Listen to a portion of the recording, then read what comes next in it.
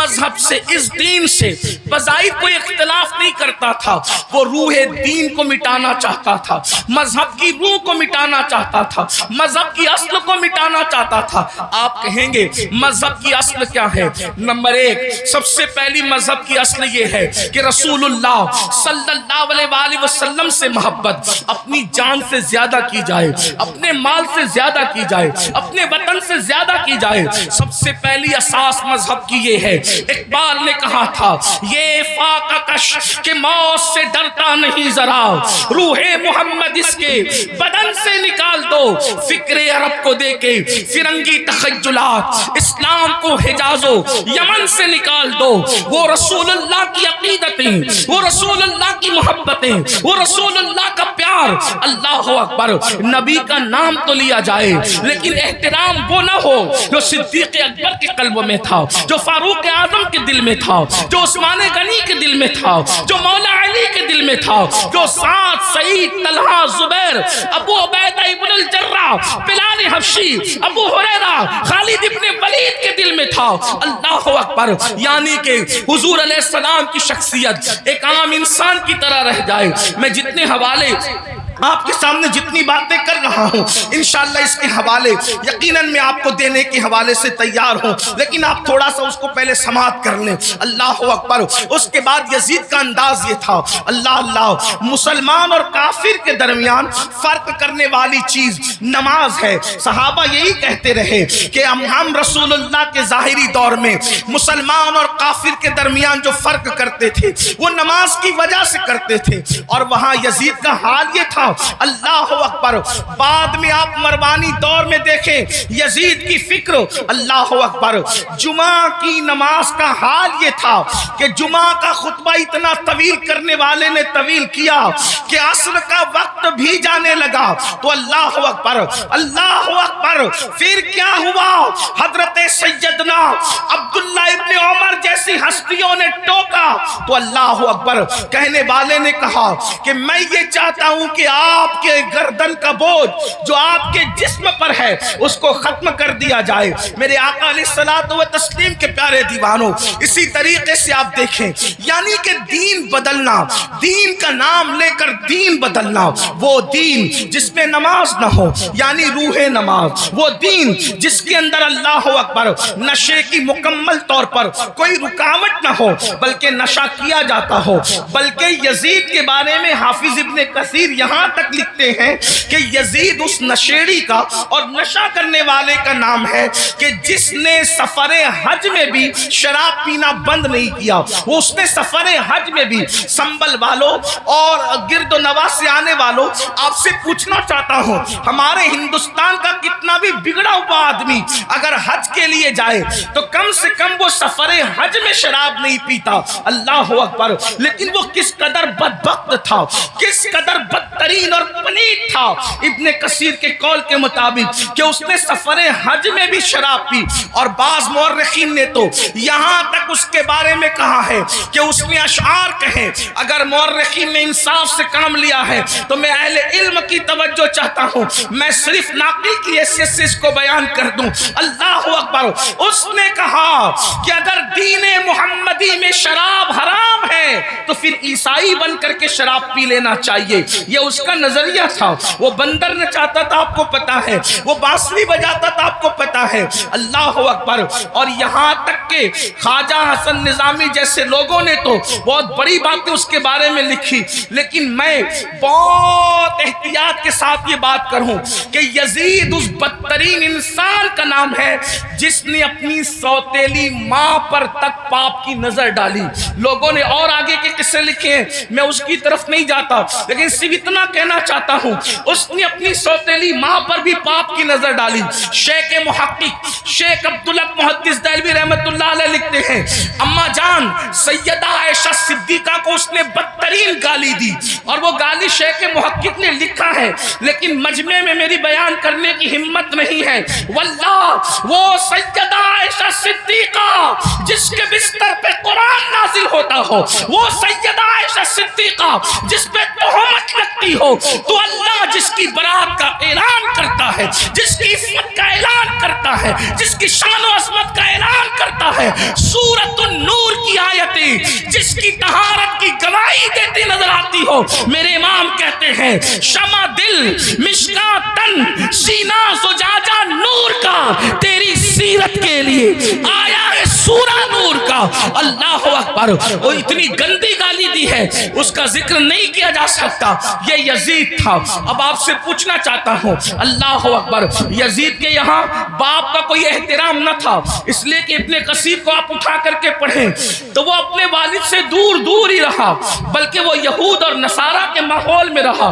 کتوں سے محبت کرنا بندروں سے محبت کرنا بانسری کا معاملہ یہ ساری چیزیں اور پھر اس کے بعد اس کے اکثر دوست جو تھے وہ یہود و نصارہ تھے. میرے آقا علیہ السلام کے پیارے دیوانوں اب ایسا شخص جو ہے وہ کرسی پر وہ بھی کون سی کرسی وہ بھی کون سا تخت وہ بھی کون سی منزل وہ بھی کون سا مقام جس مقام پر افضل البشر بعد الانبیاء بالتحقیق صدیق اکبر بیٹھ چکے تھے اس کرسی پہ وہ بیٹھ رہا تھا.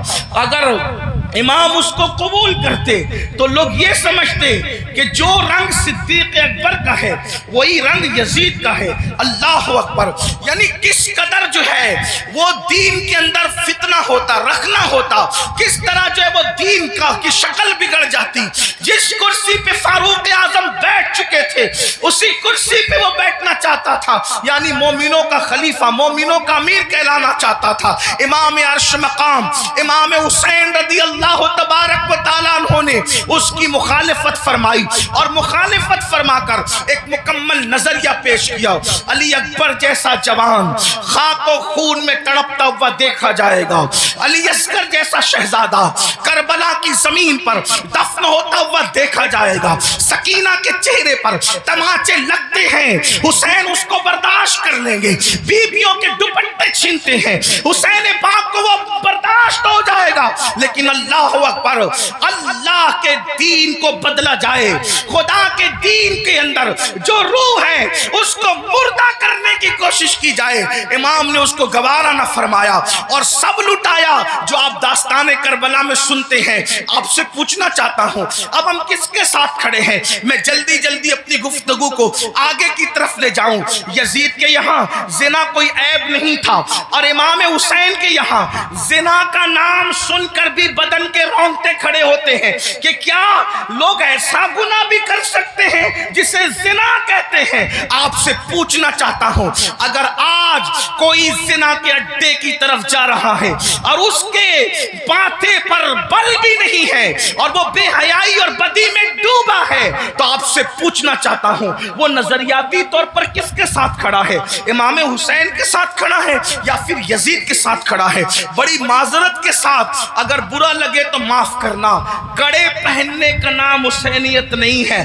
ڈورے ہاتھوں میں باندھنے کا نام حسینیت نہیں ہے. رنگ برنگی کپڑوں پہننے کا نام حسینیت نہیں ہے. 10 دن کے محرمی بننے کا نام حسینیت نہیں ہے.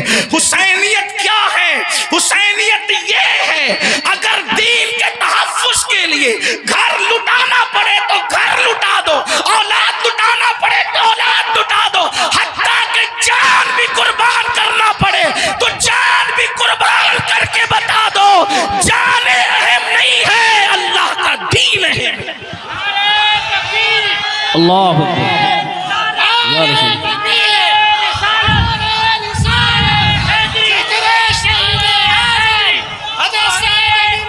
بڑی معذرت کے ساتھ کچھ لوگوں نے حسینیت کو بہت سستا کر دیا.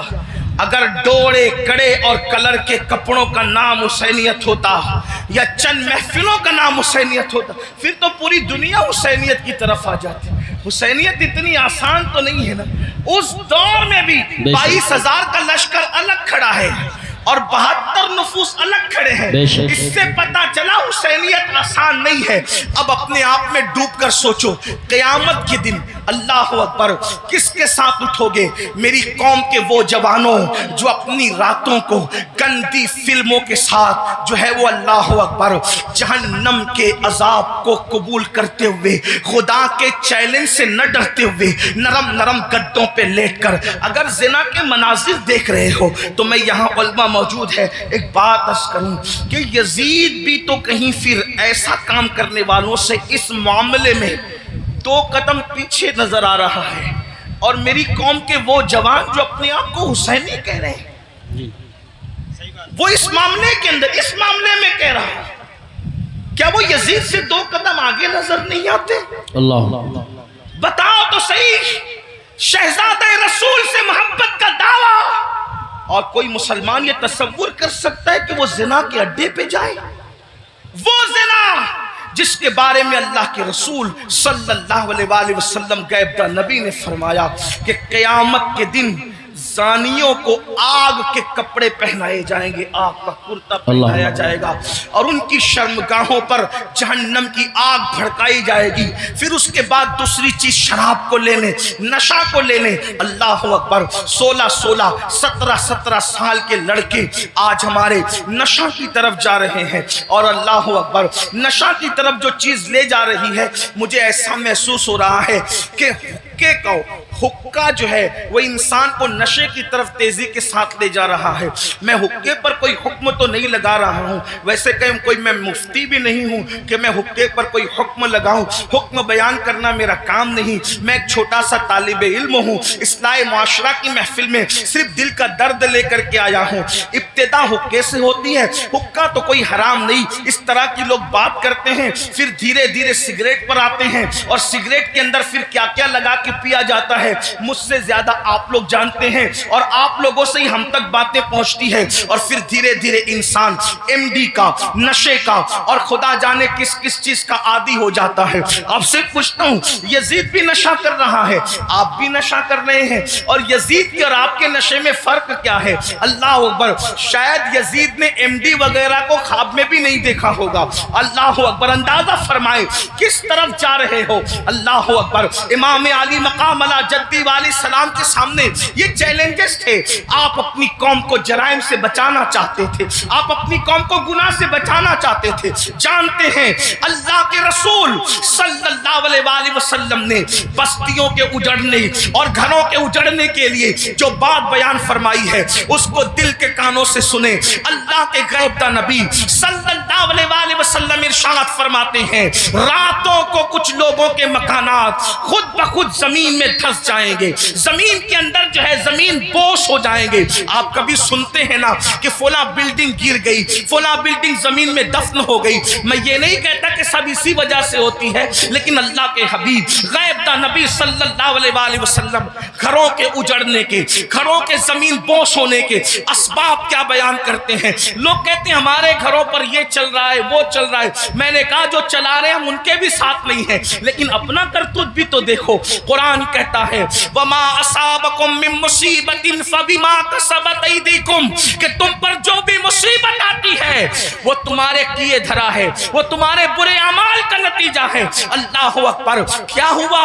آقا ارشاد فرماتے ہیں صلی اللہ علیہ وآلہ وسلم کہ کچھ لوگوں کے مکان راتوں رات زمین پہ گر جاتے ہیں، زمینوں میں دھس جاتے ہیں۔ صحابہ نے پوچھا یا رسول اللہ اس کی وجہ کیا ہے؟ آقا فرماتے 2 گناہ جب گھروں کے اندر کیے جاتے ہیں، 2 گناہ جب عمارتوں کے اندر کیے جاتے ہیں تو گھروں کو زمین میں دھسا دیا جاتا ہے، گھروں کو زمین بوش کر دیا جاتا ہے۔ پوچھا یا رسول اللہ وہ کیا ہے؟ فرمایا ایک موسیقی ہے، میوزک ہے۔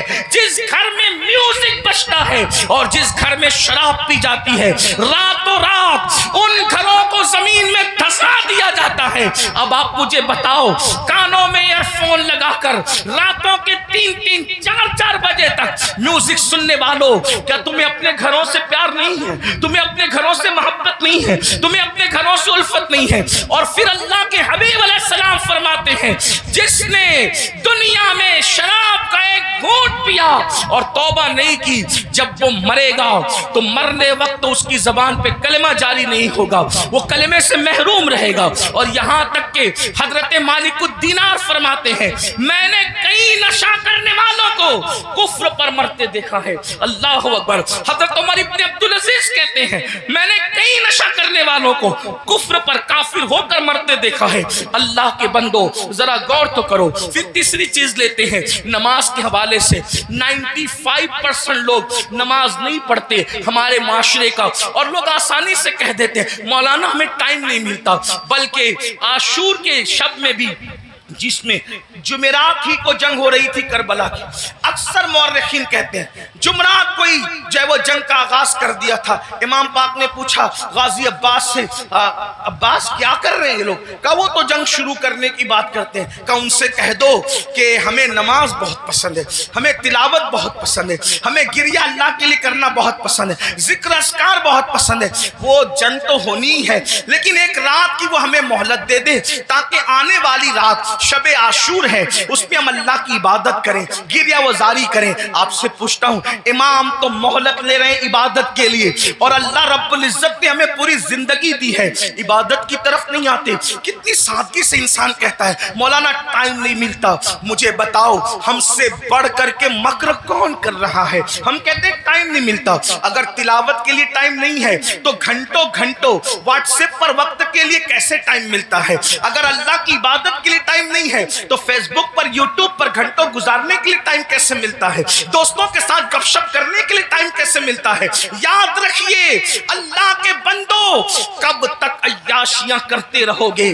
کب تک جرائم کرتے رہو گے؟ کب تک خدا کے غضب کو چیلنج کرتے رہو گے؟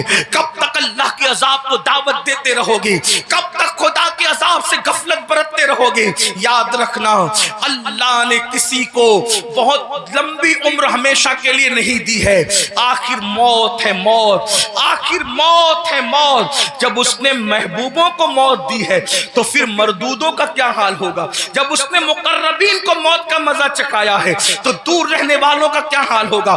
یاد رکھنا جس دن روح کا رشتہ جسم سے ٹوٹ جائے گا اس دن سوائے پچھتاوے کے کچھ ہاتھ نہیں آئے گا۔ اللہ اللہ، جب لوگوں کے درمیان بیٹھتے ہو تو ولیوں کی طرح باتیں کرتے ہو، اور جب تنہائیوں میں ہوتے ہو تو شیطان کا ننگا ناچ بن جاتے ہو۔ یہ منافقت نہیں ہے تو اور کیا ہے؟ زبان کچھ اور کہے اور کردار کچھ اور کہے۔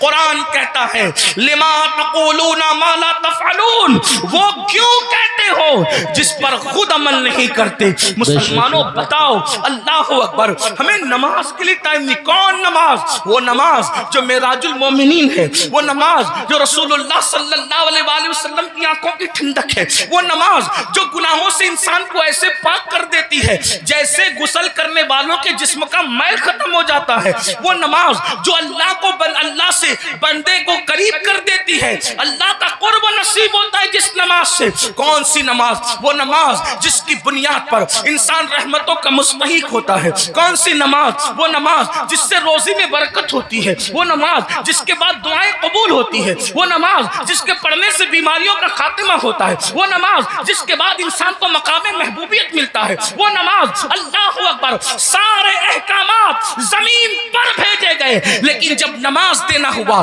تو زمین پر نہیں بھیجی گئی بلکہ معراج میں لامکاں پہ بلا کر محبوب کو دے کے بتایا گیا۔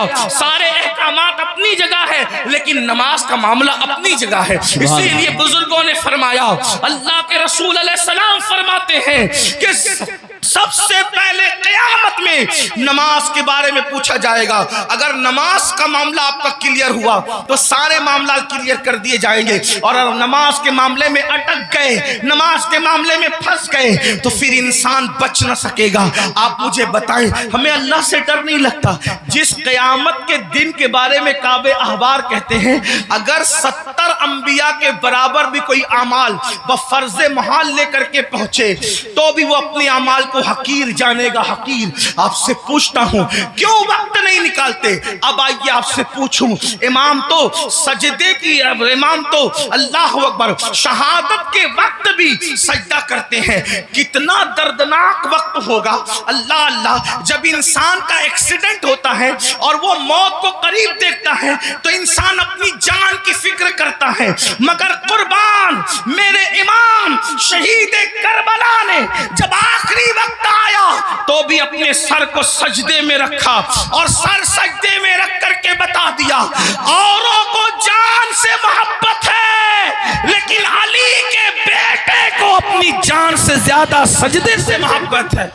آپ بتائیں تو صحیح۔ اور اسی نماز سے ہم دور ہیں، عاشور میں بھی نماز دور کرتے، عاشور میں بھی نماز سے دور رہتے ہیں۔ آئیے اب اس اپنی گفتگو کو اینڈ کی طرف لے جاتے ہوئے آپ سے پوچھوں، اگر قیامت کے دن، توجہ کرنا ان جملوں پر، اگر قیامت کے دن فہرست بنی زانیوں کی، کہ زانی ایک ساتھ کھڑے رہیں، توجہ آپ، زانیوں کی فہرست بنی کہ زانی ایک ساتھ کھڑے رہیں گے، تو جس گروپ میں یزید ہوگا اسی گروپ میں زنا کرنے والے بھی تو ہوں گے نا۔ دنیا کے اندر بڑی بڑی باتیں ہانکنا آسان ہے، محشر آپ کی مرضی اور میری مرضی سے نہیں ہوگا۔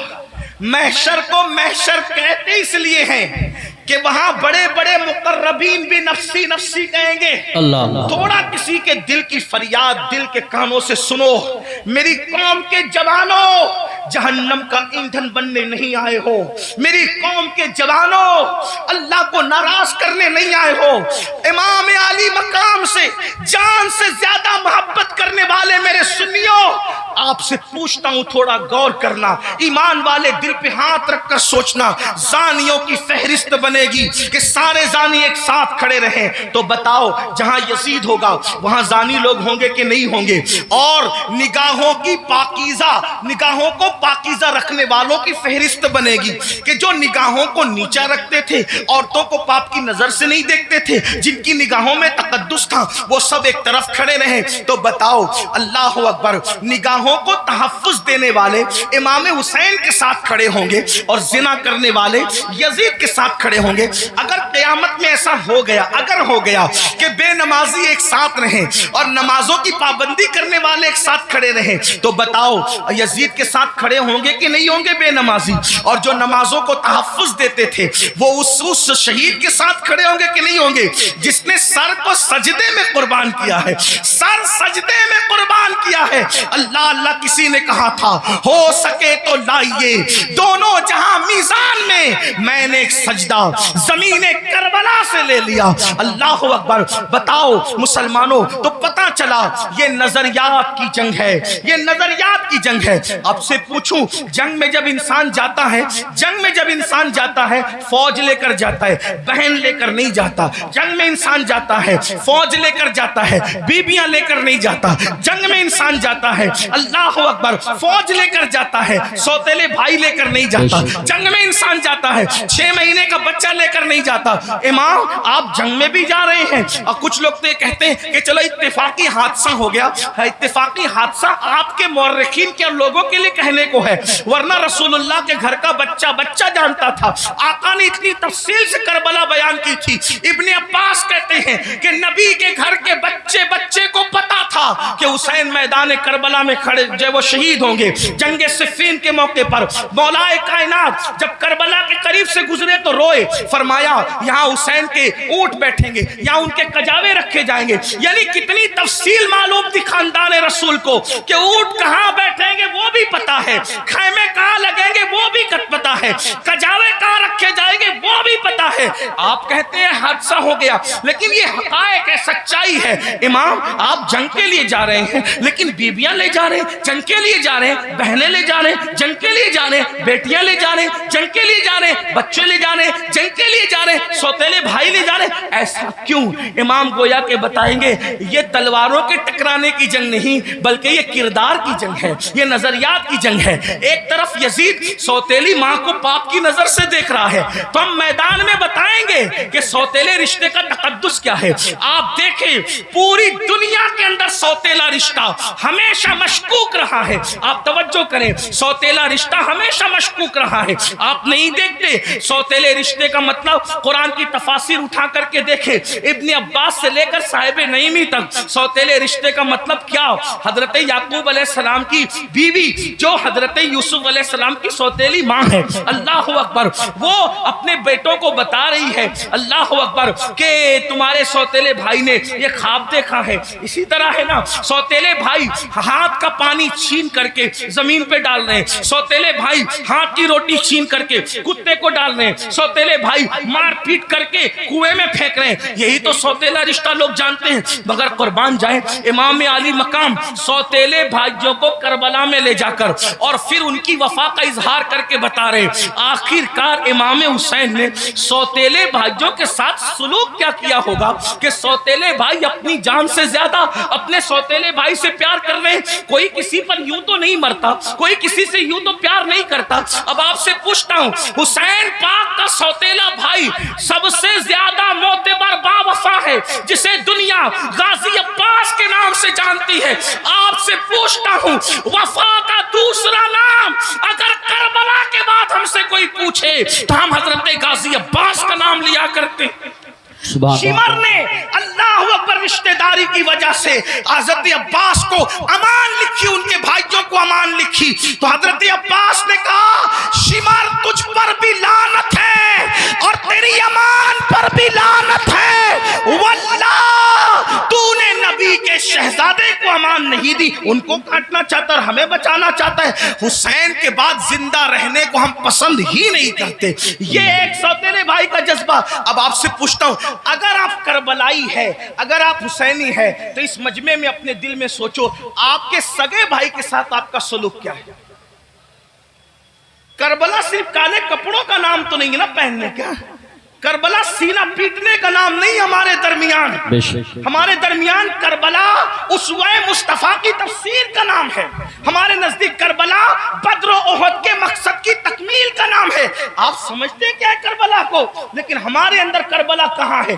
ہم نے رسمی اور اسمی کربلا کو تو دیکھا، ہم نے حقیقت کربلا کو نہیں دیکھا۔ بتاؤ آپ کا ہمارا جذبہ بھائی کے بارے میں کیا ہے؟ یہی نا اس کا کھیت ہڑپ کر لیا، اس کا حصہ ہضم کر لیا، اس پر کیس کی کر دیا، اس کے خلاف کھڑے ہو گئے، اس کی بیٹی کو اچھے رشتے آتے تو آپ کو پسند نہیں آتا، آپ کو ہضم نہیں ہوتا، بتائیں تو صحیح، اس کے گھر میں بیٹے ہی بیٹے پیدا ہوں تو آپ کو تکلیف ہوتی ہے۔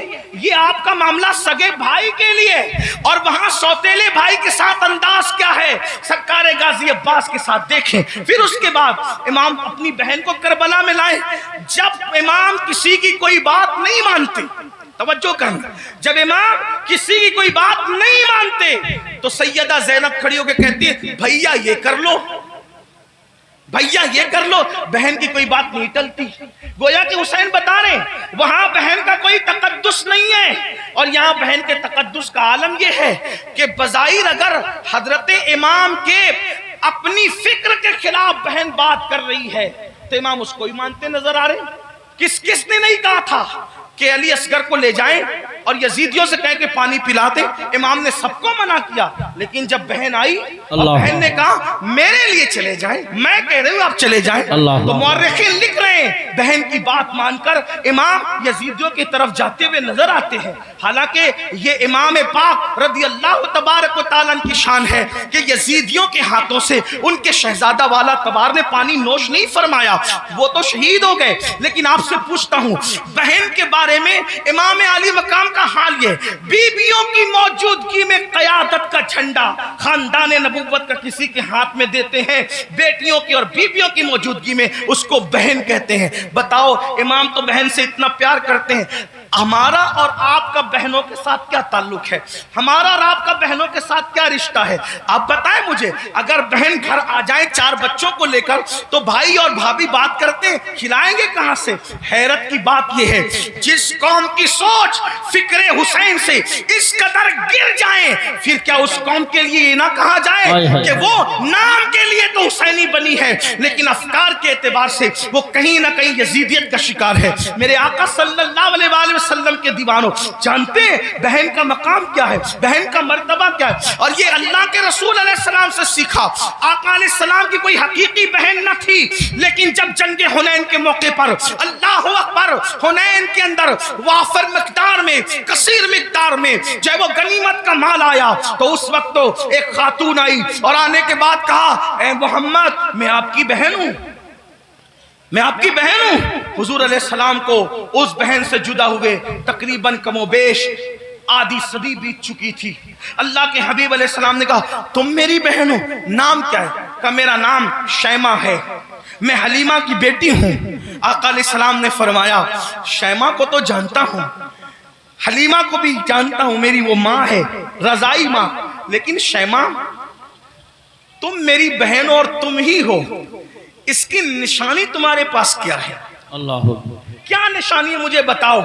تو حضرت شیمہ کہتی ہے ایک بات ایسی ہے جو صرف تم اور میں جانتے ہیں، تیسرا کوئی نہیں جانتا ہمارے سوا۔ کہا وہ کون سی؟ تو آقا علیہ السلام سے انہوں نے عرض کیا ایک دن میں آپ کو کہیں لے جانا چاہتی تھی، ایک دن میں آپ کو کہیں لے جانا چاہتی، آپ آنا نہیں چاہتے تھے، میں نے زبردستی کی، گود میں چھینا۔ آپ نے اکثر یہ منظر دیکھا ہوگا گھروں میں کہ بڑی بہنیں بھائی کو گود میں لے جانا چاہتی ہے، وہ نہیں آنا چاہتا، تو کیا ہوتا ہے، وہ زبردستی کھینچتی ہے، تانتی ہے، ایسا کرتی ہے۔ تو شیماء کہتی ہے آپ نہیں آنا چاہتے تھے، میں لے جانا چاہتی تھی، میں نے زبردستی کی، تو آپ نے میرے کندھے پر دانت کاٹ لیا تھا، اور وہ دانت کاٹنے کا نشان اب بھی موجود ہے۔ حضور علیہ السلام نے یہ سنا تو اتنا ہنسے اپنی شان کے مطابق کہ حضور علیہ السلام کی داڑھیں نظر آئی، اور پھر جب یہ ثابت ہو گیا کہ شیماء یہی ہے تو آقا نے فرمایا اے میرے صحابہ، شیماء کے سسرال کی بکریاں، بھیڑے، اونٹ، گھوڑے جتنے غنیمت میں آئے ہیں، چونکہ یہ میری بہن ہے، میں اس کو واپس کرتا ہوں، تم لوگ بھی واپس کرو۔ سبحان اللہ، نعرہ تکبیر۔ فرمائے بہن کا یہ اکرام ہے، حالانکہ وہ حقیقی بہن نہیں ہے، وہ حقیقی بہن نہیں، رضائی بہن ہے۔ اکرام دیکھو، احترام دیکھو۔ ہمارے پاس بہن کا کیا احترام ہے؟ اگر بہن جوان ہو گئی، اس کو رشتے نہیں آ رہے ہیں، تو بھائی بوجھ سمجھتا ہے، بوجھ سمجھتا ہے، اور جب بھائی بوجھ سمجھتا ہے تو وہ دیکھتی ہے کہ بھائی کا منہ اچھا نہیں، باپ بوجھ سمجھ رہے، باپ کا منہ اچھا نہیں، ماں بوجھ سمجھ رہی، باپ کا منہ، ماں کا منہ اچھا نہیں، تو پھر ایک بیٹی یہ فیصلہ کرتی ہے، جس گھر میں نہ بھائی اپنا ہو، نہ بہنیں اپنی ہو، نہ ماں اپنی ہو، نہ باپ اپنا ہو، سب تو منہ اتار کر کے مجھے بوجھ سمجھتے ہیں، تو پھر وہ مجبوراً یہ فیصلہ کرتی ہے کہ پھر باہر جہاں سے پیار مل رہا ہے، پیار اگرچہ دھوکے کی طور پہ مل رہا ہے، اللہ اکبر، پھر کیوں نہ اسی کا ہاتھ پکڑ لیا جائے۔ یاد رکھنا مسلمانوں، آج ہمارے ممبروں سے یہ بات ہو رہی ہے کہ ہماری بیٹیاں بھاگ رہی ہیں، بھاگ رہی ہیں، بھاگ رہی ہیں، مفکرین یوٹیوب چینلوں پر بھی کہہ رہے ہیں۔ پہلی بات تو میں دو بات کرنا چاہتا ہوں۔ نمبر ایک، ممبروں سے اس بات کو بہت مبالغے کے طور پہ بیان نہ کیا جائے، یہ میری گزارش ہے، ورنہ کل مستقبل میں، اللہ اکبر، مستقبل میں کل لوگ انہی تقریروں کو بنیاد بنا کر، انہی اخبارات کے آرٹیکلوں کو بتا کر ہمارے بچوں کو تانا دیں گے کہ تمہاری بیٹیاں تو بھگوڑی تھی، بھگوڑی، کون کی بیٹیاں بھگوڑی تھی؟ کوئی کہتا ہے 30 لاکھ چلی گئی، کوئی کہتا ہے 40 لاکھ چلی گئی، کوئی کہتا ہے 50 لاکھ چلی گئی۔ میں نے کہا حضرت جی ثبوت تو بتائیں، اتنی چلی گئی کہاں گئی، ذرا یہ تو بتائیں۔ وہ کہا میڈیا میں آیا ہے۔ میں نے کہا او نادانو، تھوڑا تو ذرا شعور کرو، ہر بات تو بولنے کی نہیں رہتی۔ اگر میڈیا کہہ دے کہ چاند ہو گیا، چاند آ گیا، تو کیا اس کی بات مانو گے؟ کہ نہیں مانیں گے۔ ہم نے کہا جس میڈیا کے کہنے پہ چاند کا آنا نہیں مانتے، اس میڈیا کے کہنے پہ بیٹیوں کا بھاگ جانا کیسے مان لیتے ہو؟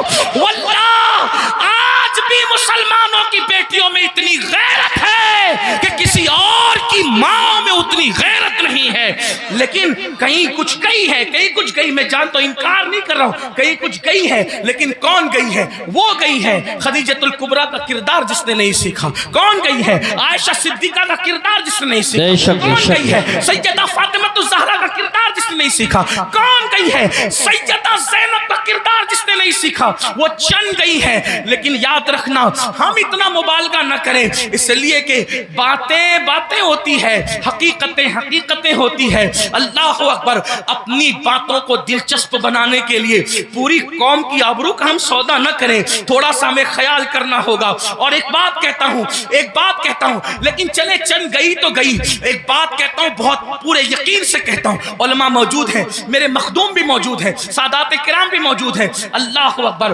جب تک مسلمان بیٹی کو جنت سمجھتا تھا اس وقت تک ہماری بیٹیاں گھر سے کبھی نہیں بھاگی تھی۔ جب سے مسلمان نے بیٹی کو بوجھ سمجھا ہے، اب ہماری بیٹیاں گھروں سے جا رہی ہیں، اگر جا رہی ہے چند تو بوجھ سمجھا اس لیے جا رہی۔ بیٹیوں کو بوجھ نہ سمجھو، بیٹیاں بوجھ نہیں ہے، جنت ہے۔ بیٹیاں بوجھ نہیں ہے، جنت ہے۔ بہنیں بوجھ نہیں ہے، جنت ہے۔ اس لیے ان کی خدمت کرو۔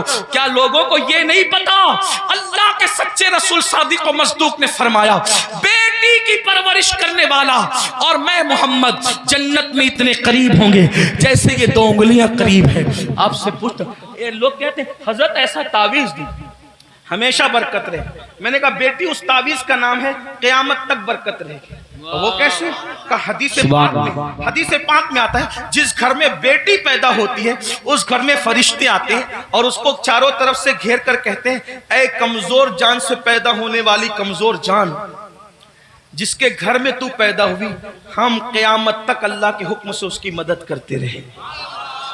اب بیٹی پیدا ہو تو مدد یوں اتر رہی ہے اور ہم نے بیٹیوں کو بہت سمجھ لیا۔ تو امام کربلا میں دیکھو بیٹی سے پیار کتنا کر رہے ہیں۔ حضرت سیدہ سکینہ جنہیں سکینہ بھی کہتے ہیں، اب میں جو ہے وہ تلفظات کے جو ہے وہ بھول بھلیا میں آپ کو گمانا نہیں چاہتا، جو لوگ کہتے ہیں وہی کہہ کر آگے بڑھنا چاہتا ہوں، لیکن بہرحال حضرت سیدہ سکینہ کو سینے پہ سلا رہے کہ نہیں سلا رہے؟ ایک بیٹی کا مرتبہ کربلا کے خیمے میں امام اپنی بیٹی کو سینے پہ رکھ رہے ہیں۔ آپ اندازہ تو فرمائیں، چچا بھتیجی کے کہنے پر فرات تک جا رہا ہے، یہ سب کیا ہے؟ بھائی اپنی بہن کے کہنے پر، امام علی اکبر رضی اللہ تبارک و تعالی اپنی بہن کے کہنے پر وہ سب کچھ کرتے نظر آ رہے ہیں جس کو دیکھ کر کے انسان حیرت و استعجاب میں ڈوب جاتا ہے۔ کربلا یہ بھائیو، کربلا اب اختتام پہ سن لے ذرا، کربلا رشتوں کی وفا کا نام، کربلا رشتوں کو تعظیم دینے کا نام، کربلا محبتوں کا نام، کربلا احترام کا نام، کربلا تعظیم کا نام، کربلا قرآن کے تحفظ کا نام، کربلا عقیدے کی حفاظت کا نام، اور کربلا حدیث کے صحیح مفہوم کو عملی تفسیر میں پیش کرنے کا نام، کربلا قرآن مقدس کے سانچے میں ڈھل جانے کا نام، کربلا شراب سے نفرت کا نام، کربلا زنا سے نفرت کا نام، کربلا جوے سے نفرت کا نام، کربلا بانسری میوزک اور موسیقی کے مکمل خاتمے کی جود مسلسل کا نام، کربلا سجدوں کے لیے انسان کیا کیا قربانی دے سکتا ہے اس پیغام خاموش کا نام کربلا ہے۔ اب آپ سے پوچھتا ہوں ہم نے کربلا سے سیکھا کیا؟ وہی گناہ میں مبتلا، وہی جرائم میں مبتلا، وہی بلاؤں میں مبتلا۔ ایک بات یہ بھی کہہ دوں اختتام پر، خاص طور پر آخر میں بات کرتے کرتے مسلمانوں ایک بات آپ سے کہہ دوں، کربلا تو صحابہ کرام کی قربانیوں کے تحفظ کا نام تھا، لیکن آج جب کربلا کا ذکر ہوتا ہے تو انہی صحابہ کو نشانہ بنایا جاتا ہے، انہی صحابہ پہ تبرہ کیا جاتا ہے،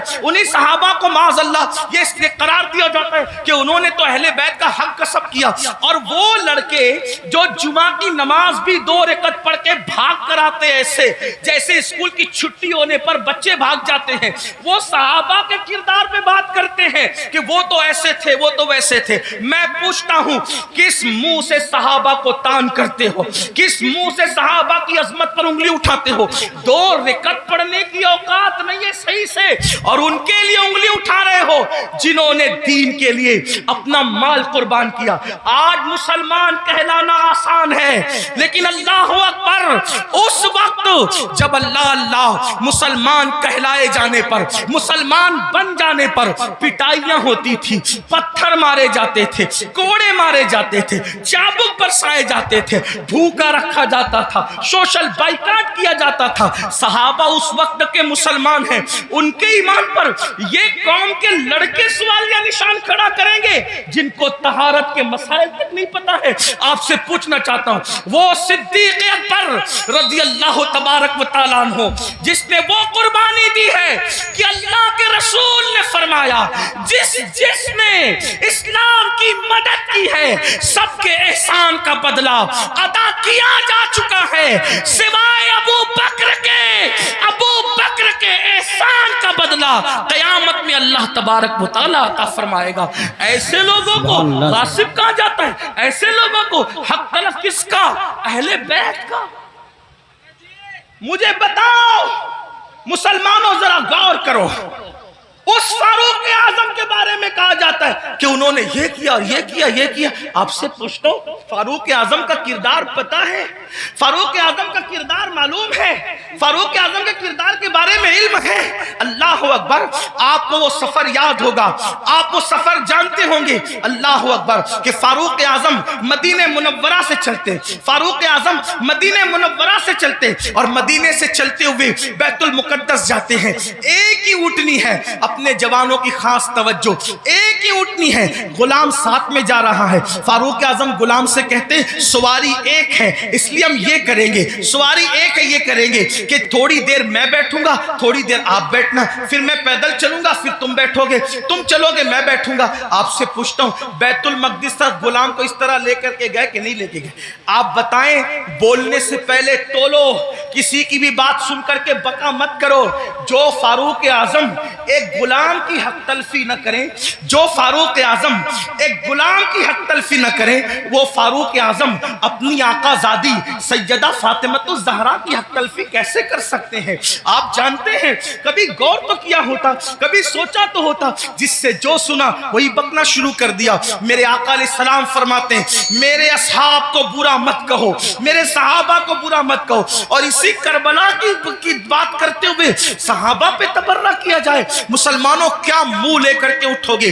جانتے ہیں شفا شریف میں قاضی ایاز رحمت اللہ تعالی علیہ لکھتے ہیں کہ ایک شخص مر رہا تھا، اس کو موت آ رہی تھی، مرتے وقت اس کی زبان پہ کلمہ نہیں آ رہا تھا، اللہ اکبر، اس کی زبان پہ کلمہ نہیں آ رہا تھا۔ اس سے پوچھا گیا کہ تو کلمہ کیوں نہیں پڑھ پا رہا ہے؟ اس نے کہا کہ میں ابو بکر اور عمر کے گستاخوں کے ساتھ بیٹھا کرتا تھا۔ وہ گستاخ نہیں تھا بلکہ گستاخان شیخین کے ساتھ بیٹھتا تھا، اللہ اکبر۔ تو جو گستاخان شیخین کے ساتھ بیٹھے، صرف بیٹھے، مرتے وقت اس کی زبان پہ کلمہ نہیں آتا، جو گستاخی کرے اس کا کیا انجام ہوگا؟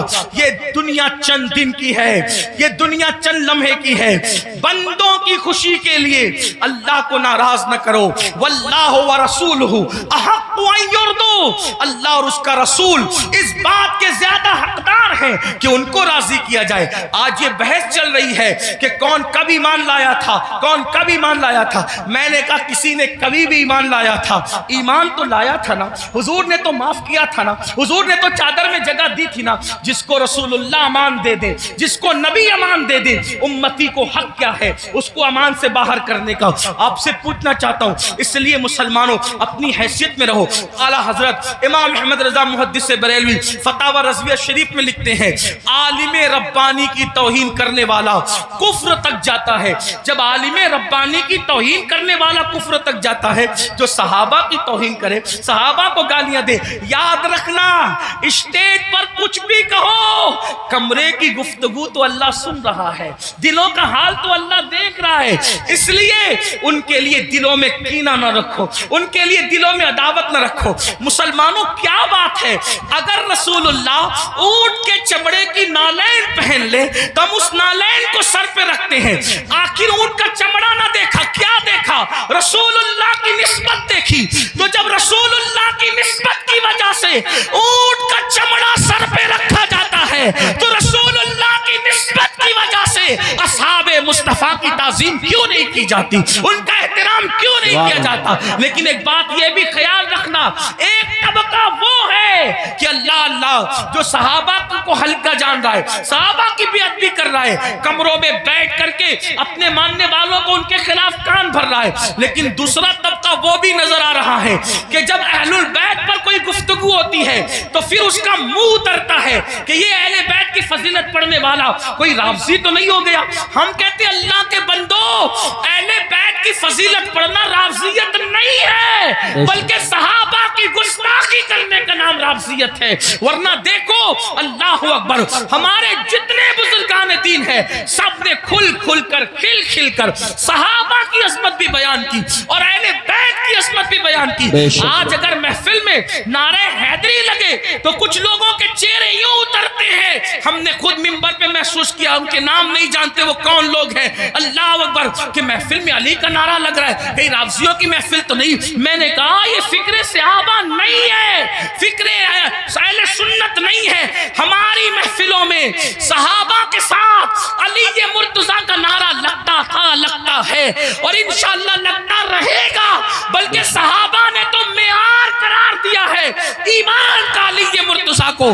فرمایا جب لوگوں میں بدعتیں پھیلنے لگی، فتنے اٹھنے لگے تو محفلوں میں لوگ آتے تو ہم سوچتے کون اپنا اور پرایا ہے، تو جب لوگوں کو چھانٹنا چاہتے، لوگوں کو تقسیم کرنا چاہتے, اپنے اور پرائے کا فرق کیا ہے. تم ذکر علی کرنے لگتے, علی کا ذکر سن کر جن کے چہرے کھل جاتے سمجھ جاتے ایمان والا ہے, جس کا چہرہ اتر جاتا سمجھ جاتے کہ منافق ہے. نعرہ تکبیر, اس لیے نعرہ ذکر رسالت. علی کرو مگر احترام صحابہ کے ساتھ, ذکر اہل بیت کرو احترام صحابہ کے ساتھ, صحابہ کا ذکر کرو اہل بیت کی تعظیم کے ساتھ, کیونکہ یہ دونوں رسول اللہ سے منسوب ہیں.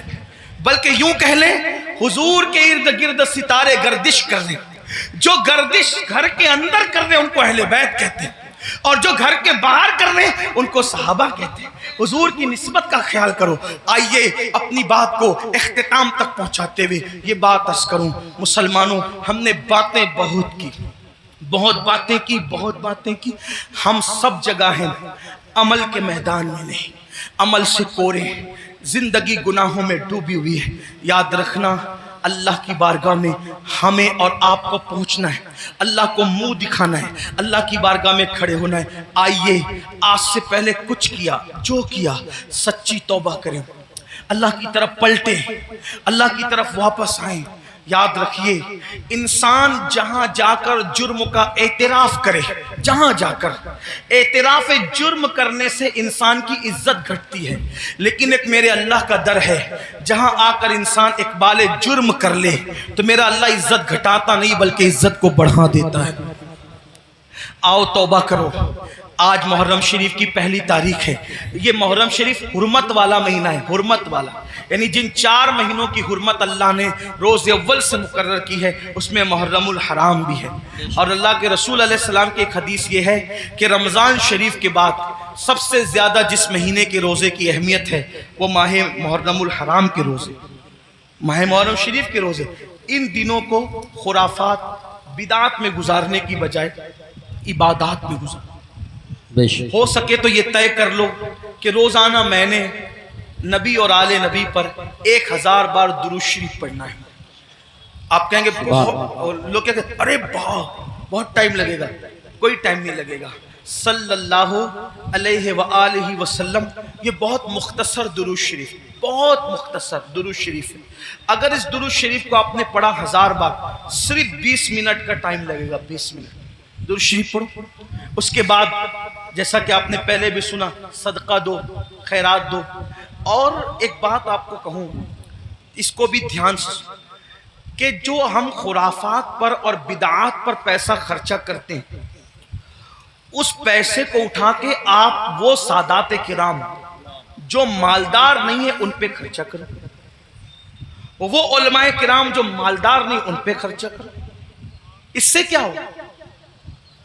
خرافات اور بدعات کے بارے میں توجہ کرنا. 2 گروپ ہیں, ایک گروپ کہتا ہے جائز ہے, ایک گروپ کہتا ہے ناجائز. جو گروپ جائز کہتا ہے وہ بھی صرف جائز ہی کہتا ہے, نہ فرض کہتا ہے, نہ واجب کہتا ہے, نہ سنت کہتا ہے, نہیں کہتا نا. جو جائز ثابت بھی کر لے خرافات کو تو صرف جائز ہی کہہ سکے گا, فرض نہیں کہہ سکے, واجب نہیں کہہ سکے گا. لیکن بھائیوں اپنے مسلمان بھائی کی مدد کرنا تو اللہ نے ہم پہ فرض کیا ہے. بلکہ یہاں تک فرمایا کہ جب تک تم اپنے مسلمان بھائی کی مدد کرتے رہو گے اللہ تمہاری مدد کرے گا.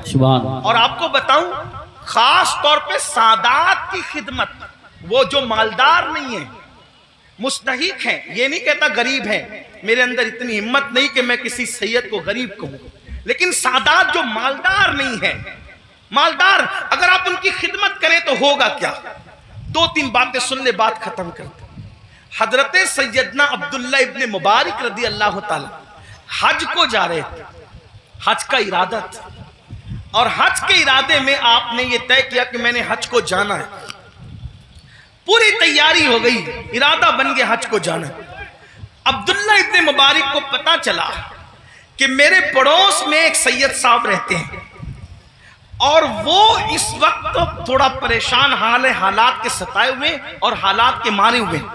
تو انہوں نے سوچا کہ پڑوسی ہے, سید ہیں, میں ان کے نانا کے یہاں جاؤں, میں حج کے لیے جاؤں اور ان کو بھوکا پیاسا تڑپتا بلکتا چھوڑ کے جاؤں.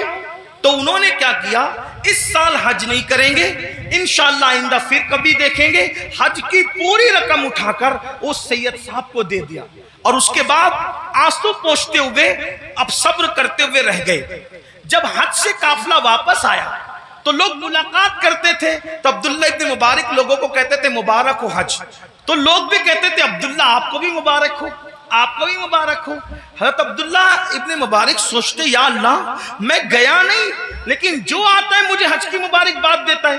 اسی فکر میں تھے، آنکھ لگی تو خواب میں غیب سے ندا آئی، کوئی کہنے والا کہتا ہے عبداللہ ابن مبارک تو نے میرے نبی کے شہزادے کی مدد کے لیے حج کو ملتوی کر دیا، تو تیری یہ ادا اتنی پسند آئی کہ ہم نے تیرا ہم شکل ایک فرشتہ پیدا کیا ہے جو قیامت تک تیری طرف سے حج کرتا رہے گا اور اس کا ثواب تجھے ملتا رہے گا۔ سبحان اللہ، سبحان اللہ، اس لیے خرافات کی طرف خرچ کرنے کی بجائے اپنے سادات جو مستحق ہیں ان کے لیے خرچ کرو۔ ایسے سادات ہیں، میں نے کئی جگہ دیکھا، کوئی سبزی بیچ رہا ہے، کوئی آٹو چلا رہا ہے، کوئی چائے بیچ رہا ہے، ان کے بچوں کی اسکول کی فیس نہیں ہے بھرنے کے لیے، ان کی بچیوں کی شادی کے لیے پیسے نہیں ہیں۔ یہ ساری چیزیں مسلمانوں ہمیں اس کی طرف غور، ترجیحات کی طرف غور کیجئے، جہاں خرچ کرنے کا زیادہ فائدہ ہے اس کی طرف۔ بلکہ امام اہل سنت ایک حدیث لکھتے ہیں، آئیے اس حدیث کو بھی سنیں۔ کہتے ہیں کہ میرے آقا علیہ السلام نے فرمایا